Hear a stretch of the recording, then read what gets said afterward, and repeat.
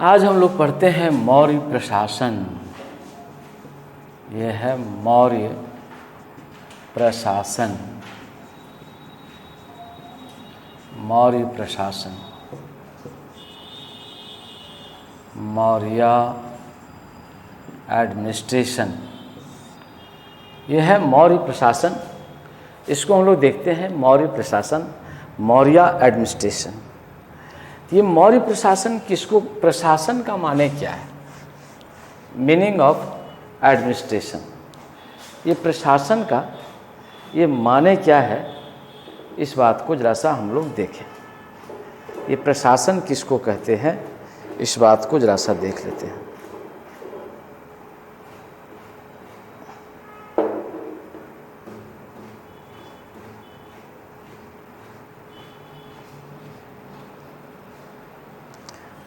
ये प्रशासन किसको कहते हैं, इस बात को जरा सा हम लोग देखते हैं।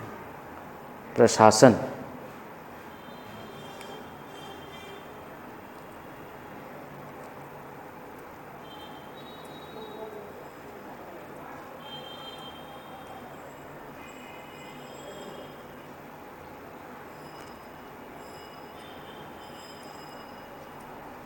देखिए,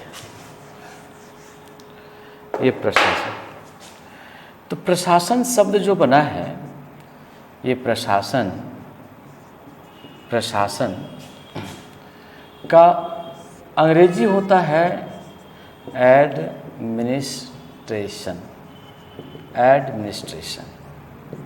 और ये है टू एडमिनिस्ट्रेट, टू एडमिनिस्ट्रेट। तो टू एडमिनिस्ट्रेट का मतलब है टू सर्व। इसका मतलब है टू सर्व, यानी सेवा करना।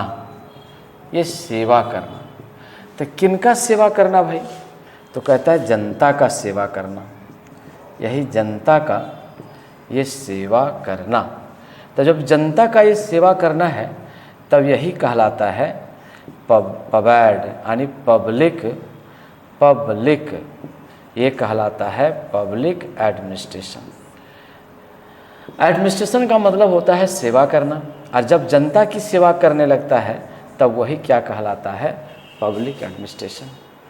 तो अब हमको ये देखना है कि ये मौर्य प्रशासन कैसा एडमिनिस्ट्रेशन था। अब हमको देखना है ये मौर्य प्रशासन कैसा एडमिनिस्ट्रेशन था।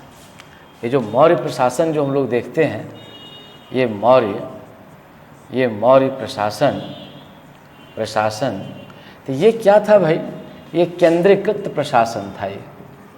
ये केंद्रीकृत, ये क्या था, ये केंद्रीकृत प्रशासन था।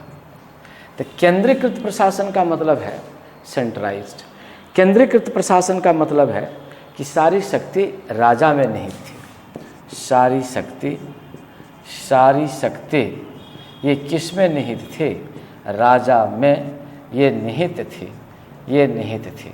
तो राजा के हाथ में कौन था, ये था कार्यपालिका, ये था कार्यपालिका। ये क्या था, ये था विधायिका। और ये क्या था, ये था न्यायपालिका, ये था न्याय, ये था न्यायपालिका। ये तीनों शक्ति थी। इसका मतलब है कि राजा क्या करते थे, ये राजा क्या करते थे, तो राजा ही विधायिका, यही विधायिका का मतलब है, विधायिका का मतलब है कानून बनाने वाला। राजा ही क्या थे, कानून बनाने वाला। ये राजा ही थे कानून बनाने वाला। फिर कौन थे भाई, कार्यपालिका, ये कार्यपालिका। और राजा ही इसको क्या करते थे, ये लागू करते थे, लागू करते थे, यानी बनाए हुए कानून को यही लागू करते थे। और तीसरा ये है न्यायपालिका, ये है न्यायपालिका। इसका मतलब है लागू किए गए कानून का यही देखभाल करते थे। लागू किए गए कानून का, ये कानून का कानून का निरीक्षण, कानून का ये निरीक्षण यही कौन करते थे, ये राजा करते थे। इसीलिए इसके संबंध में कहा गया कि कार्यपालिका, विधायिका और न्यायपालिका ये तीनों चीज़ ये राजा के हाथ में था। और मौर्य का जो राजत्व सिद्धांत दिया गया, ये मौर्यों का ये राजत्व सिद्धांत, ये भाई किस आधार पर आप शासन चलाएंगे? Kingship theory. ये राजत्व सिद्धांत जो दिया, ये किसने दिया? ये कौटिल्य ने दिया। यही किसने दिया? ये कौटिल्य ने दिया। यही क्या है? चाणक्य है। हमने पहले भी आपसे कहा है, यही क्या है? यही विष्णुगुप्त है। ये एक ही आदमी है जो तीनों नाम से जाना जाता है। इसी ने क्या दिया? मौर्यों का राजत्व सिद्धांत दिया ये। और जब ये मौर्यों का राजत्व सिद्धांत दिया तो इसी के आधार पर ये शासन चलाया। तो यही चाणक्य ही क्या बने थे? चाणक्य ही चंद्रगुप्त मौर्य के, यही चंद्रगुप्त, ये चंद्रगुप्त मौर्य के, ये क्या बने थे? तो चंद्रगुप्त मौर्य के ये गुरु एवं ये क्या बने थे? ये गुरु एवं प्रधानमंत्री बने थे। ये प्रधानमंत्री बने थे। और जब ये प्रधानमंत्री बने थे तो इसी ने ही इनका सारा प्रशासन को संभाला था ये। और इसने क्या लिखा भाई? इसी ने अर्थशास्त्र लिखा। हमने ये बात आपसे पहले भी कह दिया है। अर्थशास्त्र नामक क्या लिखा भाई? ये पुस्तक लिखा। किसने लिखा भाई? तो हम पहले ही आपसे बोले हैं, ये चाणक्य ने लिखा। यानी ये किसने लिखा? ये कौटिल्य ने लिखा। और सारी बात मैंने इसके बारे में कह दिया है। तो अर्थशास्त्र में क्या है भाई? अर्थशास्त्र में सप्तांग सिद्धांत की चर्चा है। इसी में कहता है कि राजा की सहायता के लिए, राजा की सहायता के लिए ये क्या बनाया गया था? एक मंत्री परिषद बनाया गया था। एक मंत्री परिषद था ये। और इस मंत्री परिषद में क्या होते थे? ये मंत्री हुआ करते थे। ये मंत्री होते थे। इस मंत्री परिषद में क्या होते थे भाई? ये मंत्री होते थे। ये मंत्री होते थे। और ये मंत्रियों के बीच में क्या होता था? कार्यों का बंटवारा होता था। ये कार्यों का ये क्या होता था? ये बंटवारा होता था। इनका अपना क्या होता था? विभाग होता था। अपना इनका पोर्टफोलियो होता था ये मंत्री का। और ये अपने विभाग में कार्य करने के लिए क्या थे? स्वतंत्र थे। ये अपने विभाग में कार्य करने के लिए स्वतंत्र थे। अपने विभाग में कार्य करने के लिए ये क्या थे? कार्य करने के लिए ये क्या थे? ये स्वतंत्र थे। ये कार्य करने के लिए क्या थे? ये स्वतंत्र थे। अब कहता है कि मंत्री परिषद के अधीन ही एक मंत्रिणा होता था। यही मंत्री परिषद के अंदर ही ये क्या होता था? मंत्रिणा ये होता था। ये मंत्रिणा होता था ये। और जो मंत्रिणा होता था ये आज के कैबिनेट की तरह है। ये वर्तमान के कैबिनेट की तरह है। वर्तमान के ये क्या है? कैबिनेट। ये वर्तमान के कैबिनेट की ये क्या है? ये तरह। ये वर्तमान के कैबिनेट की तरह है। ये वर्तमान का क्या है? ये कैबिनेट की तरह है ये। और जो ये वर्तमान के कैबिनेट की तरह है ये, तो इसी में इसका ये चलता है। तो कैबिनेट में कौन लोग होते हैं भाई? अभी यदि आप पढ़ते हैं इंडियन पॉलिटी तो आप क्या जानते हैं कैबिनेट में कौन लोग होते हैं? कैबिनेट में जो महत्वपूर्ण विभाग के मंत्री होते हैं वो लोग होते हैं। और इनका जो निर्णय होता है वो क्या होता है? डिस्क्लोज नहीं होता है, गुप्त रखा जाता है। और अहम मुद्दे पर ये क्या लेते हैं? निर्णय लेते हैं। इसीलिए मंत्री परिषद भी था और मंत्रिमंडल भी था। और इसका वर्णन कहाँ पर है भाई? इसका वर्णन यही अर्थशास्त्र में है। और मंत्री की बहाली के लिए क्या करते थे? मंत्रियों की नियुक्ति के लिए ये नियुक्ति के लिए क्या होता था? ये मंत्रियों की नियुक्ति के लिए क्या होता था? ये उपधा परीक्षण होता था। ये उपधा परीक्षण एक प्रकार का क्या था भाई? एक प्रकार का जांच परीक्षा थी, एक प्रकार का ये जांच परीक्षा एक प्रकार का जांच परीक्षा थी। और इसी जांच परीक्षा में जब वो उत्तीर्ण हो जाते थे तो उनको क्या बनाया जाता था, मंत्री बनाया जाता था। इसका मतलब है कि कोई योग्यता होनी चाहिए, must be qualification for being minister. Minister होने के लिए कुछ योग्यता तो अवश्य होनी चाहिए। तो ये बात यहाँ पर ये किया गया था, ये मंत्रियों की ये नियुक्ति, ये बात किया गया था। इसके बाद यहाँ पर क्या चला भाई, ये इसी में क्या दिया गया, सप्तांग सिद्धांत दिया गया। ये सप्तांग, ये क्या दिया गया, ये सप्तांग सिद्धांत, ये सप्तांग सिद्धांत ये दिया गया। ये सप्तांग सिद्धांत ये क्या किया गया, ये दिया गया। तो सप्तांग सिद्धांत में ये 7 का वर्णन है कि राजा का क्या कर्तव्य होगा, कोषाध्यक्ष का कर्तव्य क्या होगा, ये सब दुर्गपति का कर्तव्य क्या होगा, इन सबों का वर्णन इसमें दिया गया है कि हर किसी का अपना अपना कर्तव्य है। अपने अपने कर्तव्य के अनुसार आप क्या करिए, कार्य करिए, तभी प्रशासन, तभी राजतंत्र, तभी यह सत्ता क्या होगा, चलेगा। इसी में क्या दिया गया भाई, इसी में मंडल सिद्धांत का वर्णन दिया गया। मंडल सिद्धांत, ये मंडल सिद्धांत का, ये मंडल सिद्धांत का ये क्या दिया गया, ये वर्णन दिया गया। ये वर्णन ये दिया गया, ये मंडल सिद्धांत का क्या दिया गया, ये वर्णन दिया गया। तो मंडल सिद्धांत क्या है भाई, तो मंडल सिद्धांत कौन सी बात है, तो इसमें दिया गया है कि इस प्रकार से ये केंद्र में कौन रहेंगे भाई, ये राजा। इसके बाहर, राजा के बाहर कौन होंगे भाई, ये राजा के मित्र, ये राजा के ये क्या होंगे, ये मित्र होंगे। और इनके बाहर ये कौन होगा भाई, तो मित्र के मित्र होंगे। ये यहाँ पर क्या होंगे, ये मित्र के ये क्या होंगे, ये मित्र होंगे। और इसके बाहर कौन होगा भाई, इनके बाहर होगा शत्रु। तो ये क्या कहलाता है, ये कहलाता है मंडल सिद्धांत कहलाता है। ये क्या कहलाता है, मंडल, ये मंडल सिद्धांत कहलाता है। ये मंडल सिद्धांत, ये मंडल सिद्धांत कहलाता है।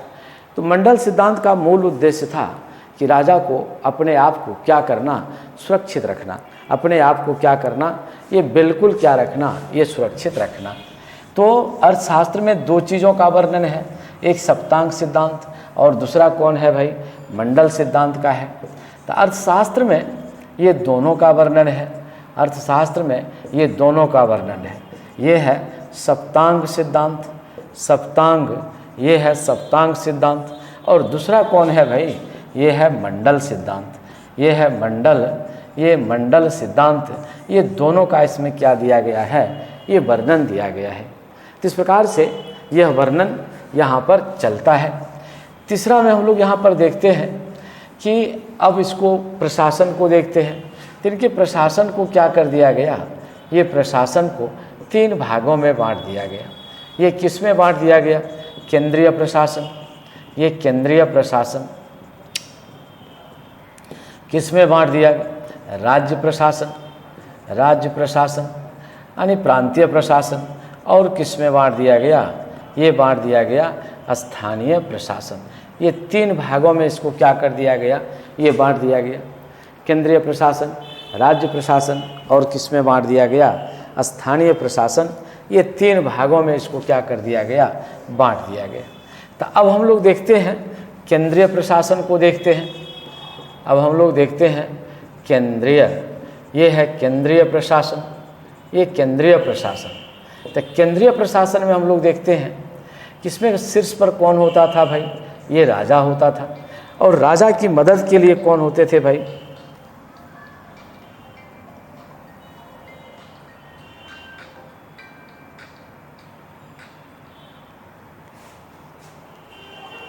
हाँ बोलिए, प्रशासन था। तो इसके लिए क्या होता था, ये राजा होता था। और राजा ही क्या है, ये सर्वोपरि होता था। ये क्या होता था, ये राजा ही, ये सर्वोपरि, ये सर्वोपरि होता था। ये राजा सर्वोपरि होता था। और कुछ क्या होते थे भाई, केंद्रीय पदाधिकारी होते थे। ये क्या होते थे, केंद्रीय, ये केंद्रीय, ये पदाधिकारी होते थे। केंद्रीय पदाधिकारी, ये केंद्रीय पदाधिकारी होते थे। तो केंद्रीय पदाधिकारी में जैसे तीर्थ होता था, ये तीर्थ, तो तीर्थों की संख्या कितनी थी भाई? तीर्थों की संख्या 18 थी। ये तीर्थों की संख्या कितनी थी भाई? ये संख्या कितनी थी? ये 18 थी। और ये क्या करते थे? ये वर्तमान के IAS की तरह थे, यानी ये सचिव स्तर के ये लोग थे। ये क्या थे? वर्तमान के IAS के माफिक थे। ये IAS की तरह थे, ये IAS की तरह थे, यानी इन्हीं के अधीन सारा सत्ता क्या करता था? ये घूमता था। इसके अधीन कौन होता था भाई? इनके अधीन इनमें कौन कौन शामिल था भाई? इनमें जो शामिल था वो कौन शामिल था? वो प्रदेष्टा शामिल था। वो क्या था? समाहर्ता शामिल था। वो कौन था? कोषाध्यक्ष था। ये कोषाध्यक्ष था। कौन शामिल था? तो ये आपका अमात्य शामिल था। तो ये सब क्या थे भाई? तो ये सब आपका तीर्थ होता था। तो प्रदेष्टा जो होता था ये क्या होते थे? ये मंत्री होते थे। और प्रदेष्टा जो होता था ये मुख्य न्यायाधीश होते थे। ये मुख्य न्यायाधीश, यानी इसको हम लोग कहते हैं, ये फौजदारी न्यायालय के न्यायाधीश होते थे। फौजदारी न्यायालय के ये क्या थे? ये न्यायाधीश थे, फौजदारी न्यायालय के। समाहर्ता क्या थे? ये राजस्व विभाग के प्रमुख थे। ये विभाग के क्या थे? ये प्रमुख थे। कोषाध्यक्ष राजकीय कोष का ये प्रधान थे। राजकीय कोष का ये क्या थे? ये प्रधान थे। तो इस प्रकार से ये तीर्थों की संख्या कितनी थी? ये 18 थी। और यही तीर्थ पूरे को क्या करते थे? ये संचालित करते थे। ये तीर्थ पूरे को क्या करते थे? ये संचालित करते थे। इसके बाद हम लोग देखते हैं इसी में क्या था भाई? इसी में जा कर के हम लोग देखते हैं अध्यक्ष थे। इसमें हम लोग क्या देखते हैं भाई? ये अध्यक्ष होते थे। ये अध्यक्ष होते थे। तो इनकी संख्या कितनी थी भाई? इनकी संख्या थी आपकी 27। इनकी 27 थी। यानी कहने का मतलब ये 27 विभाग होते थे और इन विभागों का क्या होता था? एक अध्यक्ष होता था। तो ये 27 क्या होता था? ये विभाग होता था। 27 विभाग होता था। तो ये क्या कहलाता था भाई? विभागाध्यक्ष। ये विभागाध्यक्ष था। अलग अलग विभाग था और उसके अपने अपने क्या थे? अध्यक्ष थे। जैसे हम लोग देखते हैं, इसको हम लोग कहते हैं पोतवाध्यक्ष। ये है पोतवाध्यक्ष। तो पोतवाध्यक्ष क्या होता था? माप तौल का अध्यक्ष होता था। ये माप तौल का ये क्या होता था? ये माप तौल का अध्यक्ष होता था। ये होता था विविताध्यक्ष। ये विविताध्यक्ष ये क्या होता था? ये जंगल का अध्यक्ष होता था। ये जंगल का ये क्या होता था? ये अध्यक्ष होता था। ये कौन होता था? ये गणिकाध्यक्ष।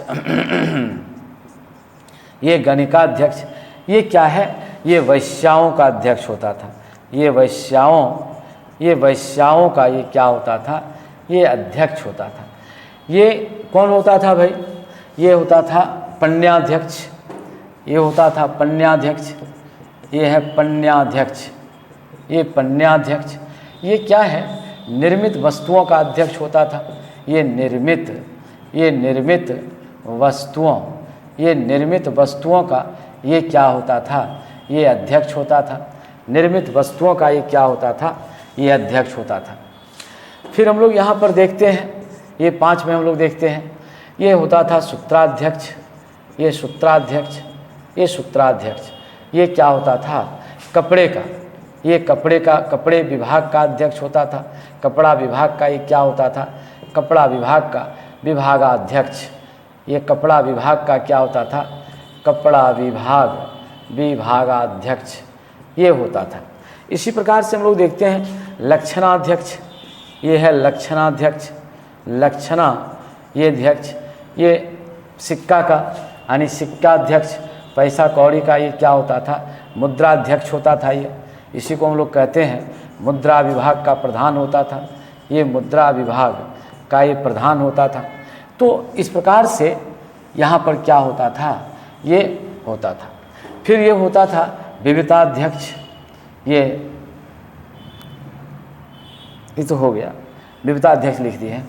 तो इस प्रकार से यहाँ पर क्या अध्यक्षों की ये क्या था, ये संख्या दिया गया था और इसके माध्यम से ये क्या चलता था, ये प्रशासन चलता था ये। इसके बाद हम लोग देखते हैं नेक्स्ट में, इसमें क्या होता था भाई, तो ये चलता था न्याय विभाग था ये क्या था, ये था न्याय विभाग, ये न्याय विभाग। तो इस काल का जो न्याय था, न्याय प्रणाली, वो न्याय प्रणाली काफ़ी विकसित था। वो जो न्याय प्रणाली था, ये न्याय प्रणाली ये क्या था, एकदम विकसित तंत्र था ये न्याय प्रणाली क्या था, एकदम विकसित था ये न्याय प्रणाली विकसित था ये विकसित न्याय प्रणाली था ये क्या था भाई, विकसित न्याय प्रणाली था ये विकसित ये विकसित न्याय प्रणाली था ये विकसित न्याय प्रणाली था ये। और जो ये विकसित न्याय प्रणाली था, इसी के आधार पर ये काम होता था। तो न्याय को क्या कर दिया गया था, ये न्यायालय को ये दो भागों में बांट दिया गया था। ये जो न्यायालय है, इसको क्या कर दिया गया, ये दो भागों में बांट दिया गया। न्यायालय को ये क्या कर दिया गया, ये दो भागों में बांट दिया गया। एक क्या कहलाया, एक कहलाया दीवानी न्यायालय, ये है दीवानी न्यायालय, ये दीवानी न्यायालय। और ये क्या कहलाया, फौजदारी न्यायालय, ये क्या कहलाया, फौजदारी ये न्यायालय। तो फौजदारी न्यायालय, तो दीवानी न्यायालय को क्या कहा जाता था, मौर्य काल में क्या कहा जाता था, धर्मस्थीय, ये है धर्मस्थीय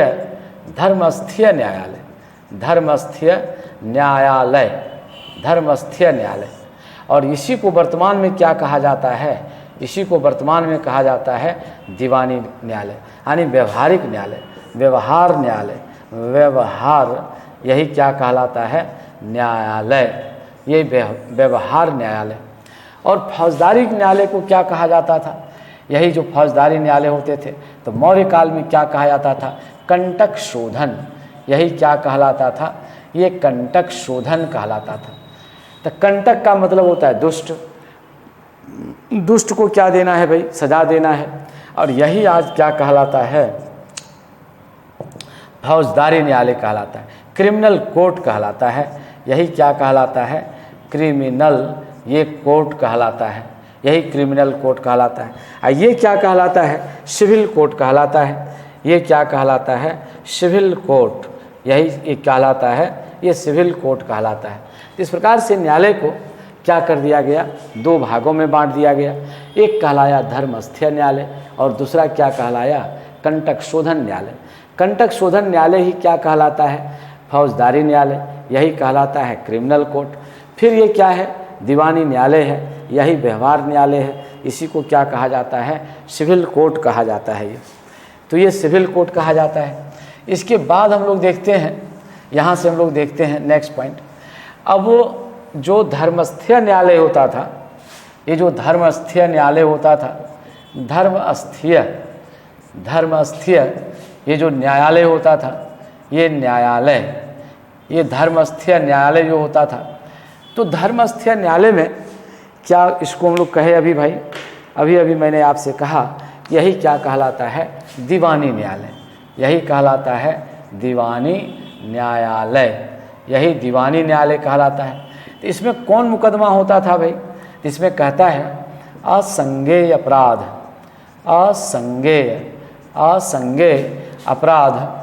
असंज्ञेय अपराधों की यहाँ क्या होती थी, अपील होती थी।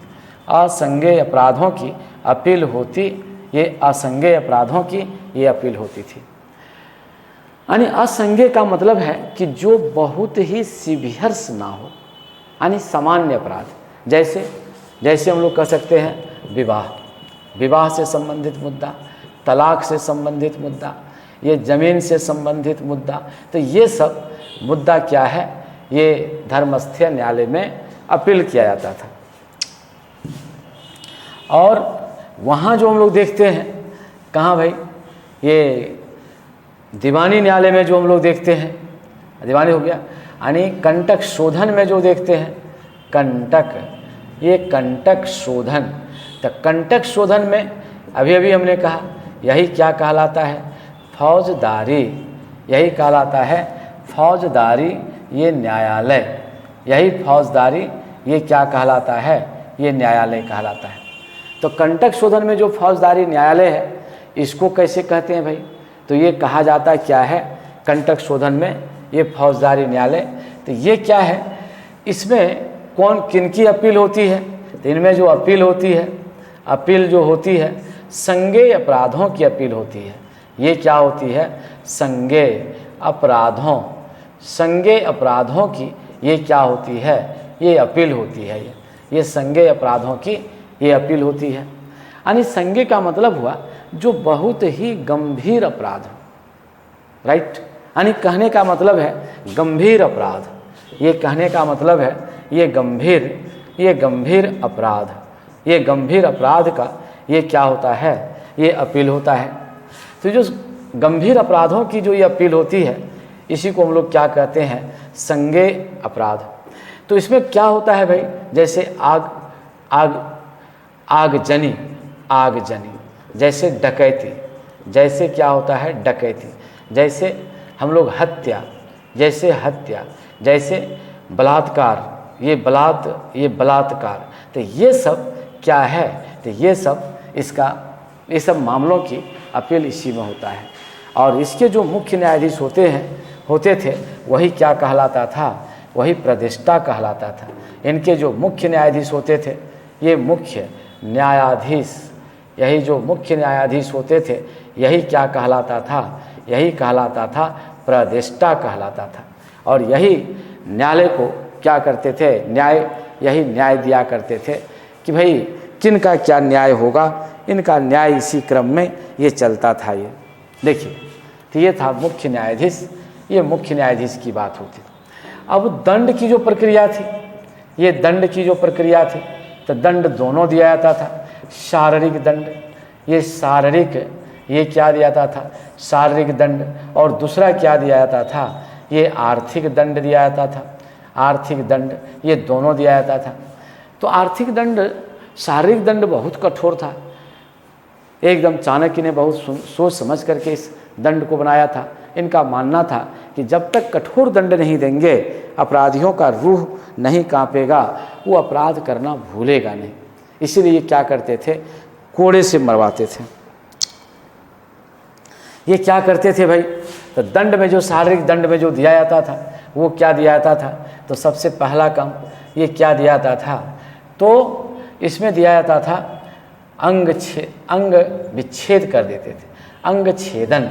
ये क्या करता था, अंग छेदन क्या करता था, पागल हाथी के सामने फेंक देना, पागल हाथी के सामने ये फेंक देना, जिह्वा कटवा लेना, जिह्वा ये क्या करना, कटवा लेना, ये जिह्वा कटवा लेना, विष पिलवा देना, ये विष पिलवा देना। और क्या करता था, गर्म लोहे से दागना, गर्म लोहे से ये क्या करना, ये दागना। तो ये सब क्या था, कठोर दंड था। ये ऐसा दंड दिया जाता था कि फिर वो कभी हिम्मत नहीं करता था कि भाई क्या कर लिया जाए, ये कौन काम कर लिया जाए, यही अपराध कर लिया जाए, ये कभी ऐसा सोच नहीं पाते थे।